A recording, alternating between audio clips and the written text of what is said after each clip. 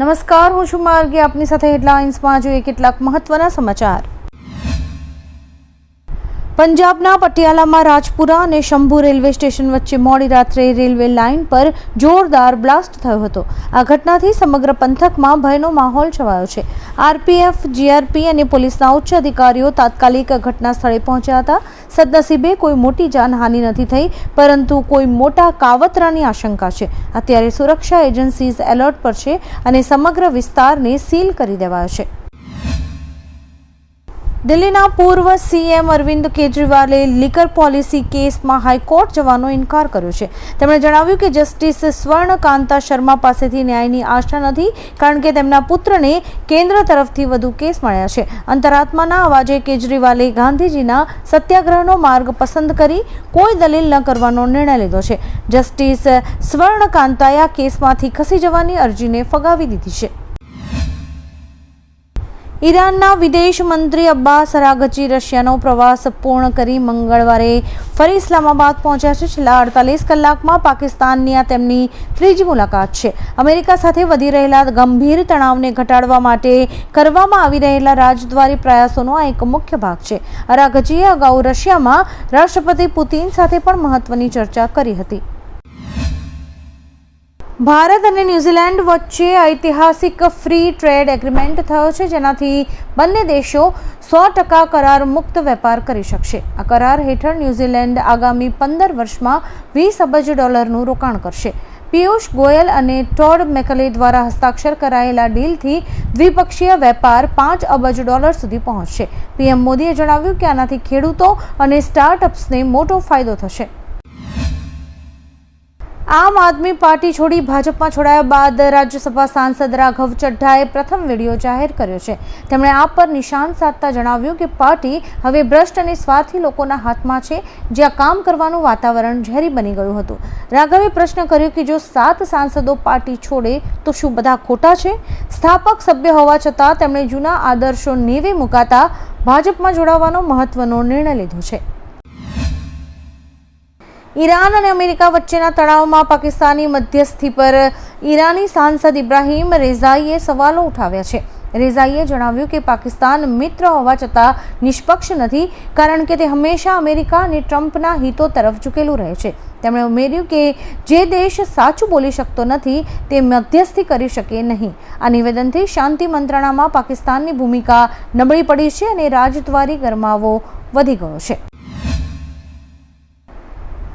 ઘણા રાજ્યોમાં પ્રચંડ ગરમીના મોજા વચ્ચે હવામાન વિભાગે 13 રાજ્યો માટે વરસાદની ચેતવણી જારી કરી છે. આ સમયગાળા દરમિયાન 55 કિલોમીટર પ્રતિ કલાકની ઝડપે પવન ફૂંકાશે. આ રાજ્યોમાં ઉત્તર પ્રદેશ, બિહાર, પંજાબ, હરિયાણા, દિલ્હી, રાજસ્થાન, ઉત્તરાખંડ, હિમાચલ પ્રદેશ, ઝારખંડ, પશ્ચિમ બંગાળ અને આસામનો સમાવેશ થાય છે.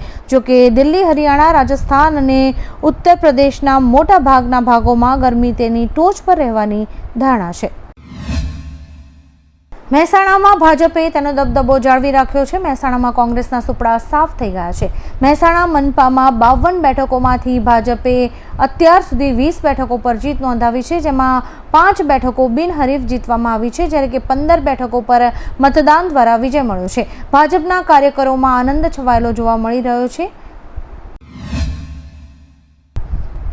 સુરેન્દ્રનગર જિલ્લા પંચાયતના મૂળી 2 બેઠક પરથી ભાજપના ઉમેદવાર રાજુ કરપડાનો ભવ્ય વિજય થયો છે. થોડા સમય અગાઉ જ આમ આદમી પાર્ટી સાથે છેડો ફાડીને ભાજપમાં જોડાયેલા કરપડાએ જીત મેળવી છે. મતદારોએ તેમના પક્ષ પલટાને સ્વીકારીને કેસરીઓ લહેરાવ્યો છે. આ જીત સાથે ભાજપે જિલ્લામાં પોતાની પકડ વધુ મજબૂત કરી છે, જ્યારે કે વિરોધ પક્ષોને પછડાટ મળી છે.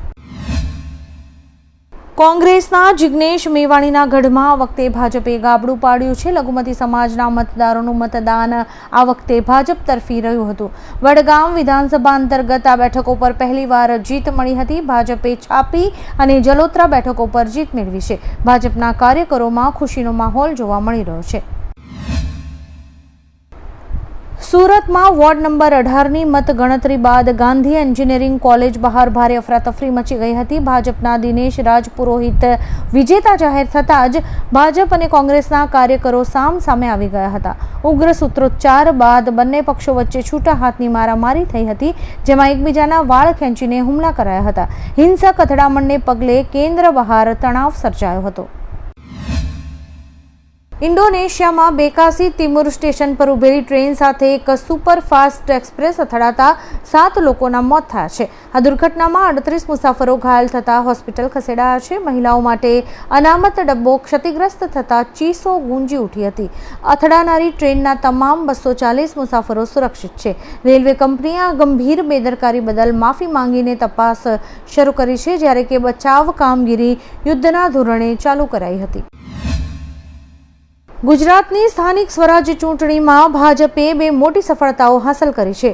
મોરબી મહાનગરપાલિકામાં ભાજપે તમામ 52 બેઠકો જીતીને ક્લીન સ્વીપ કરી છે. અહીં કોંગ્રેસ કે આમ આદમી પાર્ટીએ એક પણ બેઠક જીતી શકી નથી. આવી જ રીતે સુરત જિલ્લાની બારડોલી તાલુકા પંચાયતની તમામ 22 બેઠકો પણ ભાજપે જીતી લીધી છે.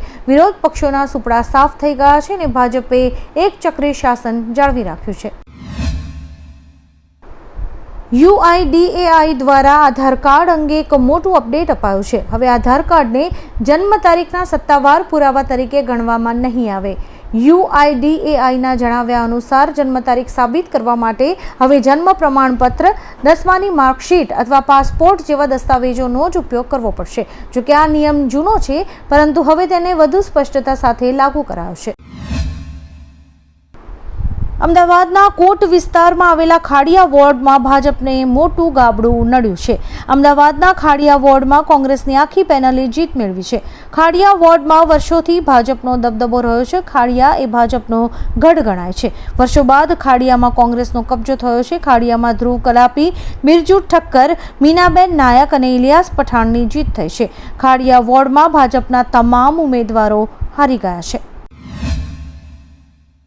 માંડવી નગરપાલિકા બેઠક પર ભાજપે તમામ બેઠકો કબજે કરીને એક કીર્તિમાન સ્થાપિત કર્યો છે. કચ્છ જિલ્લાની મહત્વની ગણાતી આ બેઠક પર ભાજપે 36માંથી 36 બેઠકો પર વિજય મેળવી વિરોધ પક્ષનું અસ્તિત્વ ભૂંસી નાખ્યું છે. તમામ બેઠકો પર વિજય મળતા સમગ્ર રાજ્યનું ધ્યાન પણ ખેંચાયું છે. આપને જણાવી દઈએ કે રાજ્યમાં મોટા ભાગની બેઠકો પર ભાજપે તેનો ભગવો લહેરાવ્યો છે. સુરત જિલ્લા પંચાયતની કુલ 36 બેઠકોમાં ભાજપે 35 બેઠકો જીતીને એક તરફી વિજય મેળવ્યો છે. આ જીત સાથે જ ગ્રામીણ વિસ્તારોમાં પણ ભાજપનો દબદબો સ્પષ્ટ જોવા મળ્યો છે. કોંગ્રેસના સુપડા સાફ થઈ ગયા છે અને તે એક પણ બેઠક જીતી શક્યું નથી, જ્યારે કે આમ આદમી પાર્ટીએ એક બેઠક જીતીને જિલ્લા સ્તરે પોતાનું ખાતું ખોલાવ્યું છે. વિજય બાદ ભાજપ કાર્યકરોએ વિજયોત્સવ ઉજવ્યો હતો. 1 મે 2026થી સમગ્ર ભારતમાં એલપીજીના ભાવમાં ફેરફાર થઈ શકે છે. 19 કિલોગ્રામના સિલિન્ડરના ભાવમાં એક મહિનામાં 3 વખત વધારો થયો છે. એપ્રિલ 2026 માટે મેટ્રો શહેરોમાં 19 કિલોગ્રામના એલપીજી સિલિન્ડરના ભાવમાં 196 રૂપિયાથી લઈને 218 રૂપિયા સુધીનો વધારો કરાયો હતો.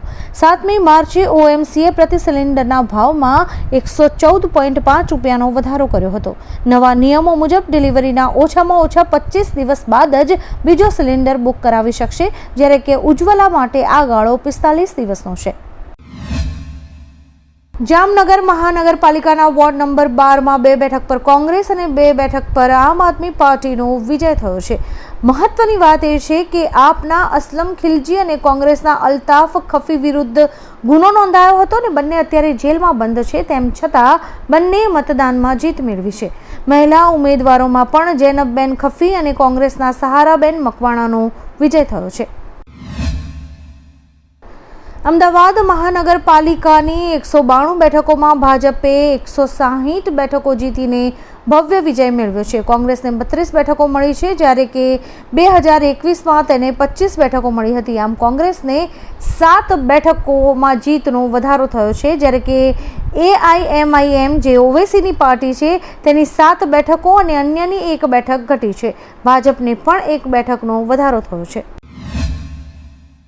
દાહોદના માઢલીમાં ચૂંટણી પરિણામો જાહેર થયા બાદ ભાજપના વિજેતા ઉમેદવાર ચિરાયુ બામણિયાના વિજય સરઘસ પર અપક્ષ ઉમેદવાર ધવલકુમાર બામણિયા અને તેના સમર્થકોએ હુમલો કર્યો હતો. આ અથડામણમાં બંને પક્ષોના કાર્યકરોને નાની મોટી ઈજાઓ પહોંચી છે. ઘટનાની ગંભીરતા જોતા ડીવાયએસપી સહિતનો પોલીસ કાફલો તાત્કાલિક સ્થળે પહોંચ્યો હતો. અત્યારે માડલીમાં ચુસ્ત પોલીસ બંદોબસ્ત ગોઠવાયો છે.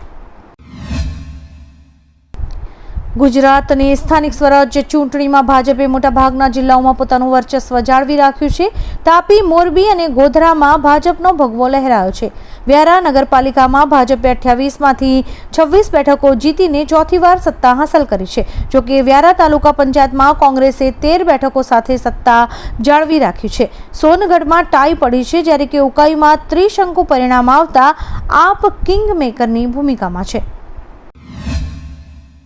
જૂનાગઢ જિલ્લા પંચાયતની 30 બેઠકોમાંથી 23 બેઠકો જીતીને ભાજપે ભગવો લહેરાવ્યો છે, જ્યારે કે આમ આદમી પાર્ટીએ 7 બેઠકો પર જીત મેળવી છે.